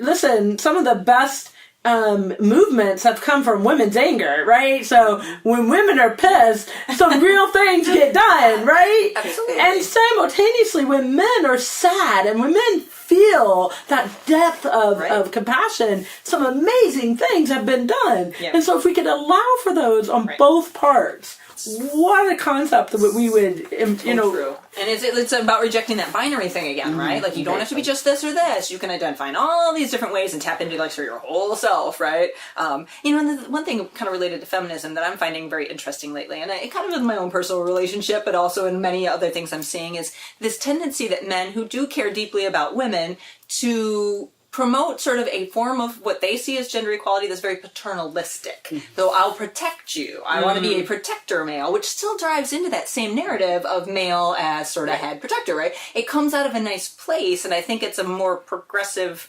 than the previous configurations, but it's still problematic, right? Because I don't need you to protect me. Like, I don't actually even want you to protect me. I want you to value me and listen to me and care about me, but I don't need you to protect me from that would-be danger. Like, I'll take care of myself. You know, I need you to trust me that I'm a big girl and will do it, you know? And I think that's a balance, too. You know, I often had it, you know, explained to me, and this was something that resonated with me personally, so maybe that's some of that might play into personality traits and who you are as an individual. But, like, I had somebody say to me when I was dealing with a lot of relationship issues coming out of my marriage and how I was relating to people, and they said, you know, you're always, you know, I was always, like, kind of attracted to guys that were, like, kind of I put up here. Like, I put them ahead of myself for some reason. I didn't see myself as on equal footing. And it was explained, you know, when you're in a relationship, it's really, you're walking side by side. You're in this, you know, you're together, you're side by side. And I joke about it often. And I joke, but I do really mean it. You know, I say, you know, the kind of person that I am and how I grew up and kind of what is ingrained as me is I say, you know, I want somebody that can be side by side with me. Because if they're not, they're going to be one of two things. They're either going to be controlling me, which is unacceptable, or I'm going to be walking all over them because of the kind of personality I have, which is unacceptable, and I don't want that. So I want somebody that can meet me right here and walk next to me right here. But I also want somebody that has the ability to periodically take that step up and say, yo, take it down, or I got you, baby, or I love you, I'm holding you, I am protecting you, I am giving you that support and care, but not in the capacity of, I need you to make my life safe. And I wanted to kind of add on to that because you were saying, I don't want, you know, your protection. Yeah. And for me, it's like, yeah, I want your protection, but I also want to be the protector, and I want to be able to tell you when I want it. You don't get to determine it. I get to determine when I want your protection. I think that's the kind of root of it, I guess, is, you know, the issue's been, you know, like, well, I'm worried about you going out such and such place with such and such people. And I generally believe it comes out of a, like, I care about you place, but it's like, I'm 44, man. Like, I'm a big, and I'm like, I don't need that from you, and I don't want that from what you want from you is have a good time, call me if you need anything, you know? Like, that plays but that goes right back to respect, right? Yes, so if I respect you, I'm going to respect that there are times you may ask me for your protection, right? And there are times that I may protect you, and there are times I need to shut up and sit down because I'm trying to take over your space. And so I think, you know, and I am, and Amy and I were very similar, like I will take up space. You know, you give me the space, I'll take it. But I want someone who can match me in that. You know, they could say, you know, thank God I have someone who can match me in that and say, okay, it's my turn to take the space. And I say, okay. And we kind of work with that and dialogue about that. And I think ultimately, if you can't communicate about that, that's the problem. And I think that's what we need to teach our young people too, is that, like, relationships you have to figure out what is you need, what you want out of it, how do you communicate those things, and that needs to start young, even in just collegial relationships, right? Like, I mean, we all know bullying is a predictor of dating violence is a predictor of domestic violence, like, so they're at root the same phenomena, right? So to prevent sort of all those things goes back to how do you not have power over people, but how do you share power, and sharing power is about trust, respect, other, you know, things, and but then we model, like, we're kind of back to what we've been saying, we model not shared power. We model one with the most weapons is going to go put a lot of money in the military budget to get more weapons, you know? It's like, oh, how do you teach change at this micro level when at the macro level you're modeling something totally different? And I think that's a constant battle that we have, you know, going on. You know, when we look back, I think that when you look back on how far we've come as a nation, when it comes to violence against women, when it comes to, you know, just interpersonal violence, we've come a long way. We're having these conversations. But like we said earlier, it's still taboo on so many levels. But I want to take it a step further because we are all women and we are all here talking about something that is near and dear to us and something that we know a lot about.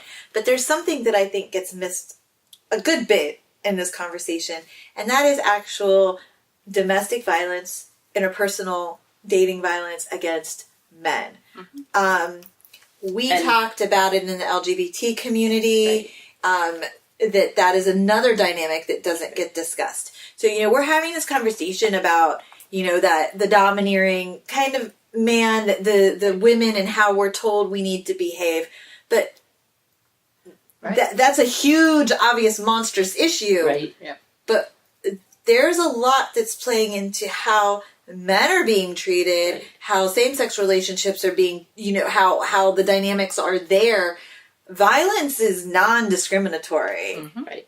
So, well, and that goes back to what we were saying, right? It goes back to two concepts. One is the concept we were talking about, that violence against women is violence against everyone, right? It goes right back to that very concept that our men are being held to different standards and different expectations that are not fair or just or right. And so we have that conversation.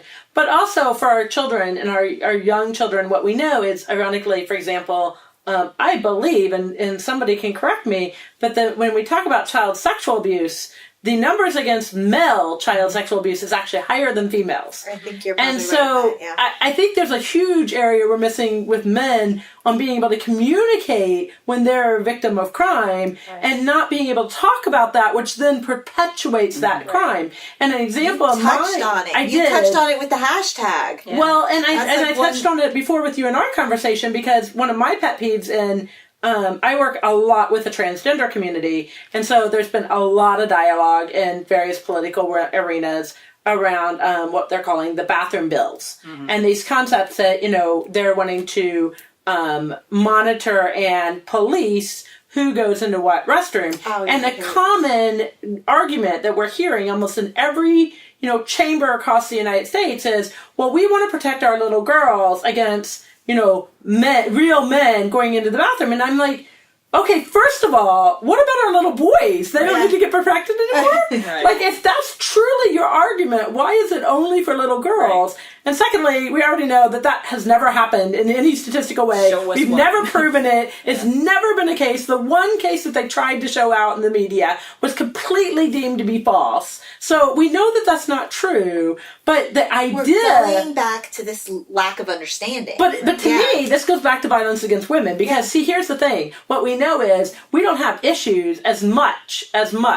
We do have issues, but our level of violence and our level of crime against transgender individuals are trans women, and specifically trans women of color. So if you look at the deaths from 2017 for trans people, I believe all in 2017, every single one of the women who have died, or trans people that have died in 2017, have been women.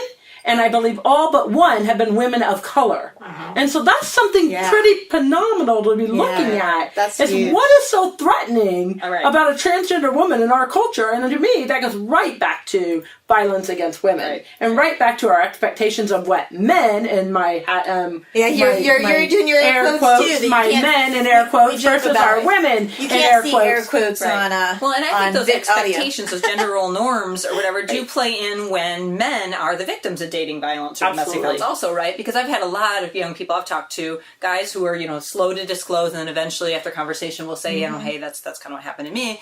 And then usually the narrative that I hear is that, well, I was raised to treat women well, and I didn't want to her fight back with her or whatever, and she took advantage of that, and she knew that's who I was. Right. And I'm like, so you kind of don't fit the sort of stereotypical hypermasculine male, and so you were the victim of the violence, right? Yeah. And it still roots back to that same victim expectation of configuring gender norms in certain ways. And there's shame because this is something that happens to women, not boys. And they won't own the name of dating or domestic violence. Like I can't even count the number of times a guy will explain something to happen that after an educational session, like what we do, and he'll be like, "I just now realized that what happened to me is dating violence," and I'm like. Yeah. And because they're told that it's not. It's not. And he's like, and I hear this one all the time, excuse me if this is inappropriate language, but kids will say, I just thought my girlfriend was a bitch. They'll chalk it up to this, a personality flaw, right? Yeah. Instead of no, it's actually a criminal They're act. told that it's not. Yeah. They're told that it's not. It's just a personality issue. Like you said, it's a personality flaw. Yeah. And so if it happens, if there's a huge double standard in our society that, if a man is to get angry and slap his woman in public. I mean, honestly, if that happened in broad daylight, all hell would break loose for the most part. There would be people, depending on where you are. But for the most part, if that happened, it would draw the attention People would pay attention. People would be talking about it, even if they didn't act. Oh my gosh, this guy hit his woman. Oh, I feel really that's horrible. They might not step in and intervene, but it would create a discussion topic. If a woman gets mad and screams at her boyfriend and slaps him and walks away, there's a high chance that people are going to chuckle. Yes, like, oh wow, what did he do? That's what we present in media, right? The angry woman reaches out and slaps her partner or whatever. Like that's the kind of stereotypical thing. And I've talked to countless high school girls who actually believe they're legally supported in that, right? Like it's not like they've ever consciously like, is this legal or not? But when we talk about it, I'm like, guys, the law is not gender neutral. Like it doesn't say, girls, it's okay to hit your boyfriend. Like that's still actually assault. And it's still, if you're in a dating situation, dating violence. And they're like, oh, like it just like never dawned on them that wasn't okay for them, you know, and that's very problematic, obviously. So I'm glad you brought this issue, because, and I think when we talk to young people, even adults, but young people in particular about these things, we can't approach it in such a fashion that alienates maybe half our crowd. We have to talk about, and you can be a victim too, but even more than just you could be a victim, how do we enlist them to want to care more about ending this? And I think that's maybe hopefully part of this conversation. And when I started working in this field, I was not pleased with the messaging we were told to go spread. It was very much like, men, you are domestic terrorists. And I was like, I'm not going into a crowd of men and saying that. Because the first thing they'll do is tune me out, probably. And the second thing they'll probably do is like direct some hate my way. Because I just accused them of something and they're probably not that, And so I'm like, we need to, I think, do a better job of, how do we converse about this in a way that's not, I'm not attacking you. I'm not, I'm not saying you did anything, but like, what could we all do together, Well, I think our conversation, not just our conversation here in this room right now today, but the bigger conversation is you have this conversation taking place primarily amongst women about violence, about domestic violence. You have shelters that are primarily geared towards women. You have domestic violence posters that are that show women. Our whole conversation, as good as it is that conversation is taking place, is very women-centric. It's female-centric. It's completely leaving out men. It's completely leaving out the LGBT community. It's completely, taking all of that out. And, we're missing a vital piece of this conversation because this violence is individualistic. This violence is one person against another. And society has helped create it. Society helps fuel it. We all talk about domestic violence thriving in silence and thriving in the shadows, and how we need to, bring it more out into the open, which, hopefully this, these conversations will help do. But I still think, because it's a women, again, I don't have statistics on this, but it seems to be a generally female-driven, conversation. Social consciousness. Yeah, exactly. Well, I mean, we even have things like the Violence Against Women Act or locally women in distress. They give a particular storyline, right, of what this is about. And even while both that agency serves men and that act serves men, you might not know it if you're a man. Right. You might not think to ask. How would it you? Doesn't sound like it does. How would you know it? It has woman right there in the title. It's just, I think it's an interesting question, though. It's sort of this careful, like, we know violence against women is a huge thing, right? Yes, and so we can't ignore that. No. But at the same time, if we talk exclusively about violence against women, we are excluding these other things oftentimes, unless we very carefully unpack all those terms, right? And so, like what we're doing today, we're able to have that, but like oftentimes you hear the different terms bandied around, and I think that people who've not really studied this don't know, when you're talking about violence against women, how do men fit in the picture other than as perpetrators? Right? They don't know what you're talking about, like how this hurts men too, And so I think that's really, we got to be, I think, thoughtful about like even the terms we use that don't exclude people from the conversation or want them to exclude themselves from the conversation. Well, and helping men and our young boys, with our children as a whole, but especially with our young boys, to understand how these micro messages, how these, concepts and connotations that they live with does hurt them. I think that's a conversation you have to have before you even get into the violence piece of it. It should be a part of our everyday conversations around, wait a minute, this theme, this concept, this wording, this whatever we're talking about it isn't helping you either. Like, let's have a Yeah. conversation about how that impacts you. Right. Because I think until we're all on the same page, Right. or a majority are on the same page of this isn't helpful, Right. it's hard to make change happen on a larger level. That being said, we know no change actually happens without one individual starting at something, right? It starts with each one. What is it? There's a saying about, every movement, every little individual movement makes a change. Mm-hmm. I think that's important too to think about. Like I teach, as like domestic violence is one of the subjects, but as a classroom teacher, I teach criminology. So we're often talking about heavy, like world's not a very heavy place, right? In sociology, same thing. It's often about injustices or problems. And how do you balance that with a sense of hopefulness? Because people who are in despair and on constantly fed a diet of how crappy their world is can very easily, like rightfully so, become like, well, there's nothing I can do about it. Like, it's all going to hell in a handbasket. Right. So, I was just doing some interesting reading this summer from Henry Giroux. He's talking about the pedagogy of hope and how do we teach with a critical eye, because that's what we need to do. We talk about these difficult subjects, but also with a hopefulness. How do we balance, in a sense, that people leave that conversation thinking they could do something, or that there's some hope to do something. It's like when we do the events like you and I've done together, how do you end them or leave them with a sense of agency and affected them emotionally that they want to do something versus just depressed and upset or triggered or, something that's emotion that won't necessarily parlay into action. And I think that is very worthy of talking about educationally, like in the actual formal system, but also just, we teach people all the time, right? In all the other ways. So,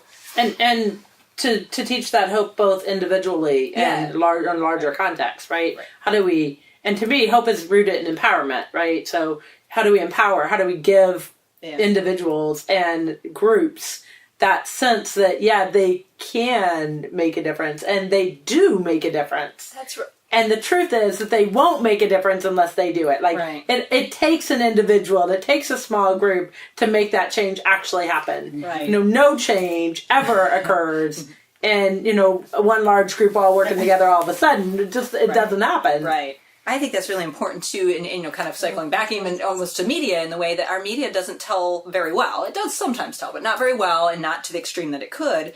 The stories of the people who are doing good in their community, making a difference, in the movements that are doing good things. And so I think it's very easy for people to say, well, there's nothing happening on that realm. It's like, well, there's like, I see this especially internationally, like, well, we need to go in and intervene in that country because they got nothing going on. It's like, there are probably hundreds of groups working on that on the ground right now. We just don't know about them because we don't hear or read about them. And so let's not go in and we take over. Let's go figure out what the heck is already happening, and then how do you support it, right? Work with that. But if we, media-wise and otherwise, could elevate the stories of people doing good or the movements, I think that would make people feel hope, like, oh, well, at least there's something happening, And we can. We actually, here's, and this goes back to how does media help us and hurt us, right? Because we can actually use media in a positive way. Like, we can circle back that like a podcast and communicating that podcast, right? And if we and we know that what gets attention is what other people share, right? So specifically, if you look at Facebook, you know that what gets attention is what was shared. Mm-hmm. So if we see a positive message and we don't share it, and we see a negative message and we do, we are contributing to that conversation. We are contributing to that. And so sometimes even those littlest things are part of the process of, you could walk away here and honestly just share a positive thing that you see, or, hashtag something that is positive, or, Instagram an image that of somebody helping one another or being compassionate to one another. Like, it doesn't have to always be negative. Right. And that could be some of the smallest little steps that make the biggest difference. Super important. That's the butterfly effect, right? The butterfly effect, the butterfly across the the world caused the ripple that, ended up in the tsunami on the other side, right? And I think it's too like kind of this balance of sort of, we have to critique, but we have to think about what else can we do then, not just critique, not spend our time problem, but also what is going on and what solution. Like Mother Teresa had a great quote about, I'm never going to attend your anti-war rally, but if you want to go pro this, I'll, the limitations in the metaphor, but like the idea of I want to be for something instead of always against something. I think it's great. My husband has done a great job with this in my life, actually, of like just those little things that you're talking about, Kate. Like, if you think something nice about someone, which we often do, from afar, like, oh man, I love her dress, or those are cool glasses, or whatever, just go up to them and say it. You know, Right. because too often we get ourselves in that space of like, oh, I think that, but I won't say it. And that one thing might make all the difference. That might bring that ray of hope. And you might never know what Right. that did, but it doesn't matter because it's not going to do anything bad, you know? Right. And so I'm trying to more exercise that in my life, you know, and just be like, oh, wow, I don't know you, but can I just tell you I love your hair, you know, or whatever Right. it might be. I think it's cool, like, to teach people that, you know, and for me, it didn't come naturally. I would think it naturally, but I didn't come naturally to go out and say it, you know, and he's very good at that. I was like, I gotta do more of that. But to do that requires vulnerability, right? Yes. Like, to do that, to be able to go to somebody and say, hey, I like your hair, means I have to expose myself as a vulnerable person to say, I like something of yours. And that goes, we have to work on that. We have to work on saying, it's okay to be vulnerable. That's right. And to do so in a way that keeps yourself safe, because you can be both. You can be vulnerable and safe simultaneously. It's actually counterculture right now to come from that place of love, to come from that place of kindness, to come from that place of vulnerability, to come from that optimism. I mean, I think right now optimism is a value choice that can be almost revolutionary in terms of where we spend our time, which is a lot of times in fear. In fear of what we're looking at right now, when there is extreme beauty on this planet, and there are amazing acts of love being committed right now, and there are like wonderful teachings out there that can really help us all grow. Like, there's so many things that we can choose to place our focus on that would help, that would bring up this kind of sensibility of the generations ahead, of the entire planet, of how the individual affects the whole. I think those teachings and that awarenesses exist, and we have to. We do. But I think we have to work at it, because our culture right now, focuses on the media and on the negativity and the violence so much that it's hard to see that. It's the power of perception. It's so powerful. I mean, I like to give the example in my clinical world where I tell individuals, like, if anybody's ever wanted to buy a new car, and what car you want to buy, like, I don't know, I have a Santa Fe, right? You want to buy a Santa Fe. Like, all of a sudden, when you make that decision that you want to buy that vehicle, you notice every single Santa Fe on the road. Like, suddenly there's millions of Santa Fe's. Right? But never before would I have noticed all those Santa Fe's until I'm ready to say, I want that. Right? So when I start looking for that, I recognize that it's actually been there all this time. It's been there all along. But because I'm looking at whatever else is going on, I'm not noticing that Santa Fe is everywhere. And I think that's the same concept of power of positivity, is that the truth is positivity is all around us. Always. It's so ingrained and element of every piece of our lives, and when we stop looking for it, we do ourselves such a disservice. And I think that's the huge challenge for us as adults, even more. We have to help young people see those things, right? Because they're in a world that is saturated where it's easy to find the negatives and the bads, but the positives are there too. We can help them find them. We should point them out, and make that be their second nature, right? And so then down the road, that 7th generation, they start to create different institutions that structurally support what we're talking about. Because like we're saying right now, a lot of institutions aren't created to support a place of optimism, criminal justice, for instance. But if we start changing minds, then over time we start changing how those institutions are created and run, and then we get that shift, And that was something I wanted to bring up, this issue of, when we do have violences of various sorts, violence against women, whatever, how do we resist the urge to go to a hyper-punitive place that we, I think, all know now, given our statistics about incarceration and recidivism, isn't effective and does more damage and more violence in people's lives and in the lives of their families that they are away from or when they come back. And I think those are the kinds of institutions that we need to think about adjusting to places more of, like Kris was saying, compassion and understanding and second chances, not like of accountability, but to me, what does that look like? The criminal justice system, the system of locking away individuals, let's just say, for that very core element of that, it's rooted in the sense of locking away our problems. Right. Sure. To me, they're so intricately connected, right? We have an entire system of where if we have a problem, we lock it away, we don't talk about it, we don't address it, we don't address it. Right? I mean, here we're having a podcast about domestic violence as a problem that needs to be brought to the surface, right? Brought to the dialogue and the conversation. And I think if you want to address things like criminal justice system, I would actually argue to not address criminal justice system right now. That's not where we're going to make the actual difference. Because if we change the way we're addressing the particular problem, but we're not addressing the problem itself, Right.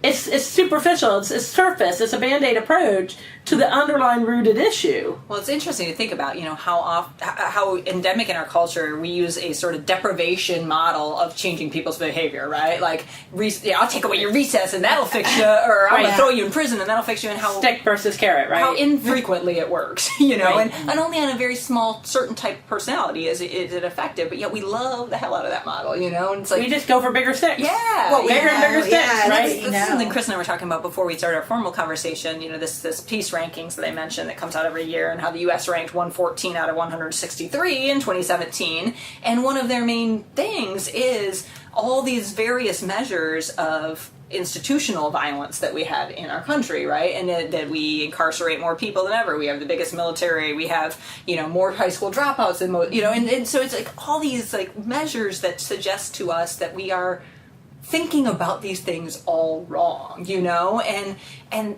I think this is what we were talking about, like, while we can't wholeheartedly import something from another country, right? We're different, we have different histories, different contexts.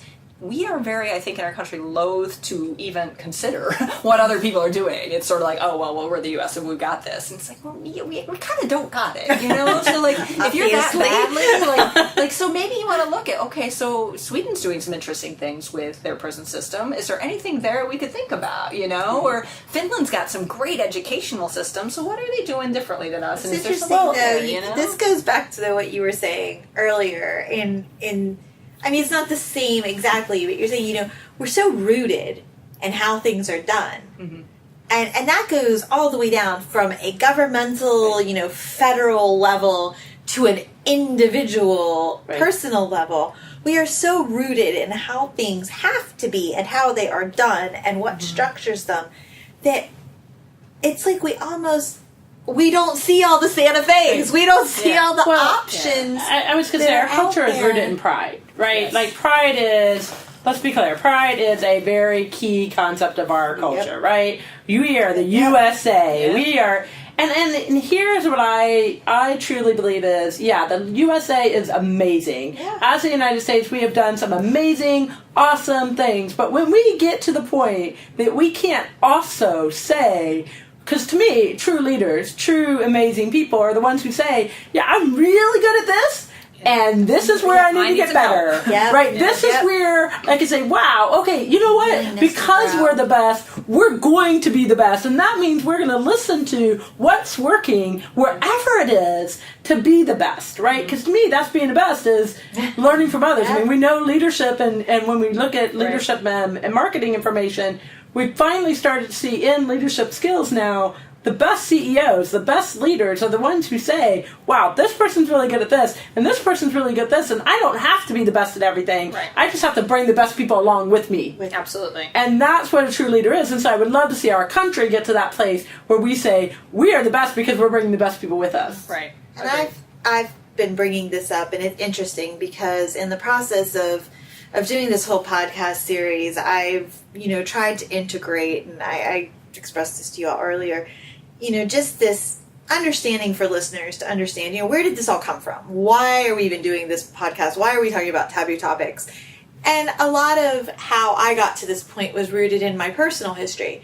And so I've been going back to like 5-6 years ago and looking at what I had written and then overlapping that with what I am hearing from other people today. Like, okay, wow, I'm hearing this from this woman that I'm mentoring, and it coincides directly with what I was saying 5 years ago that I've almost forgotten about, and look, she is exactly where I was, where she is.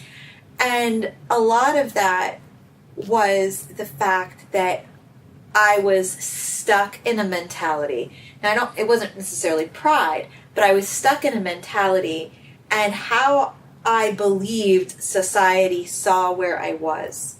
And I'm just touching on this. I know it's not exactly what we were talking about, but it pulls it kind of together in that, I remember being there, and obviously I can read my old journal and be reminded, but of the fact that I remember the first time that I wrote "Life is Beautiful."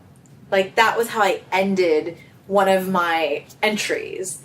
And it was such a novel concept to me, that life is beautiful. And Kris touched on it. There's so many beautiful things out there that we don't see. And then Katharine, you just added to that. You said, we don't see the Santa Fe's until we make a point of noticing them. Right. But the problem that I had, I think, in overcoming and finding that place was that I had to get myself entrenched in the right group of people to say to me, hey, Amy, wake up. Life can be beautiful. You can have this happy life surrounded by people that love you and care about you. You're not on your own. And that takes a societal shift. You have so many people, and again, and Kris touched on this earlier too, how many individuals that are around us every day are hurting and have locked away and are hiding from past hurts, from things that have been inflicted on them by others, from experiences that they have had, and they're unable to get past that point. They're stuck. Right. They're stuck right there, hiding from it. I had two amazing women that I've been so just blessed to have met in my little, journey in all of this. And one of them said to me just the other day, she said, I experienced something and I never addressed it. I locked it away. She says, I ignored it. And she said, but there is such power in feeling the hurt and moving through it. She finally just acknowledged that. But it took her being around the right people to experience that. Yeah. And another woman said the exact same thing to me in different words, and she came to mind because you said about giving everybody their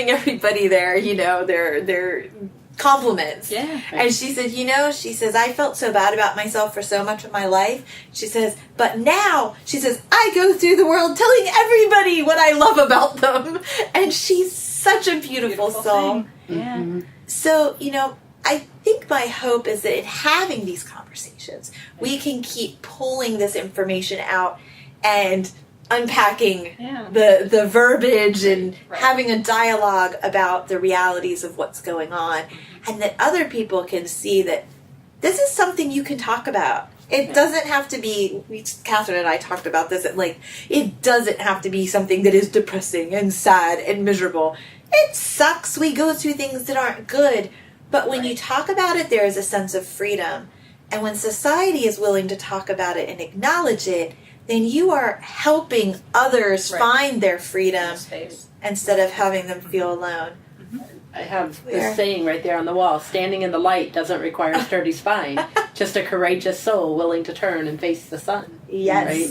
Just willing to look at the sun, just willing to turn and look at it and start to address it. It makes all the difference in the world. And I think it's, I've said this a couple times, it's kind of on adults to help younger people with that too, and obviously if we're in a space where we're able to at least do that to some part, we're all a work in progress, but I'm thinking kids who grow up in such disadvantaged situations where it's got to be very hard as a young person to see that hope and see that beauty and see that love and then so they didn't have any control over that, right? They didn't put themselves there. So how do we, anybody being we, right? Their families, of course, but anybody, help them see that little glimmer of hope. And it may be a little glimmer for, I'm thinking about this documentary I use in class called Crips and Bloods Made in America. And it's a different issue, it's obviously about gangs, but it traces the history of those two gangs in South Central Los Angeles.